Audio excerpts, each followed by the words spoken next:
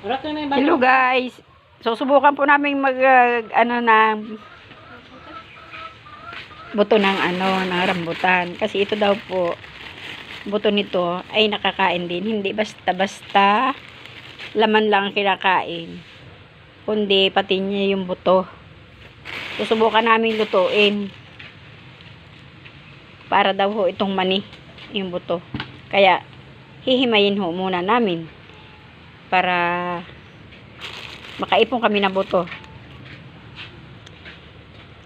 Ito nga guys, nakaipon na ho ako ng buto. Ngayon ilalaga naman natin to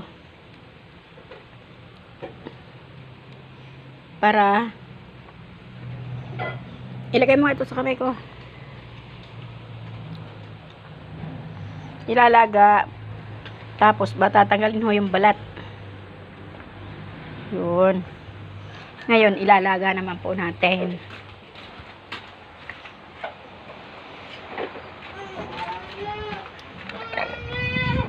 Kunyari laga.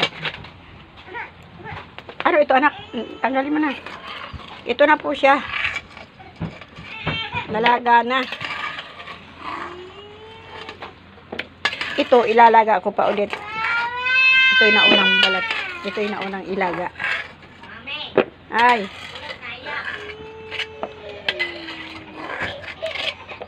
Tapos tatanggalan namin ng balat. At pipirituhin. Para daw kasi siyang mani. Yun. Ito po ilalaga ko na ulit. Ano nga guys. Pagkatapos namin lagain, babalatan po siya.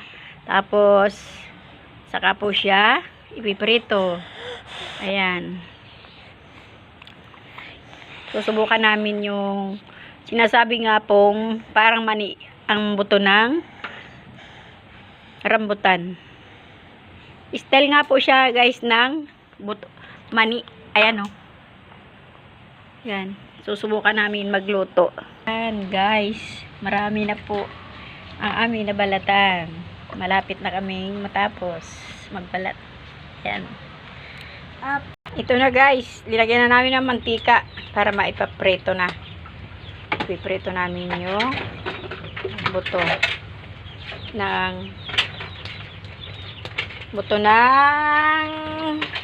rambutan. Susubukan po namin kasi napanood ko lang yun. Sabi masarap daw po, parang mani. Kaya susubukan namin magluto. Ayan. Mainit na ang mantika. Kaya pwede nang ilagay ang buto. Guys, ilalagay na natin para maprito. Ayan. Susubukan po natin magluto ng buto ng rambutan. Kasi napanood ko po siya. Para daw siyang mani. Kaya ako naman po ang susubok. Ayan. Guys. Halo. Susubukan po namin magluto. Nang matikman namin kung lasa nga pong mani. Ito guys. Ma-brown na siya. Hahanguin na po namin para mapalamig at nang matikman na natin. Ito na po guys. Luto na siya. At susubukan kong tikman. Ito po. Ang sarap nga guys. Nasa nga siyang mani. Okay. Magluluto pa ako ng marami guys. Masarap nga siya. Sige guys. Sa ulit na pagbablog ko, iba naman ang aming lulutuin. Bye bye. Thank you sa inyo.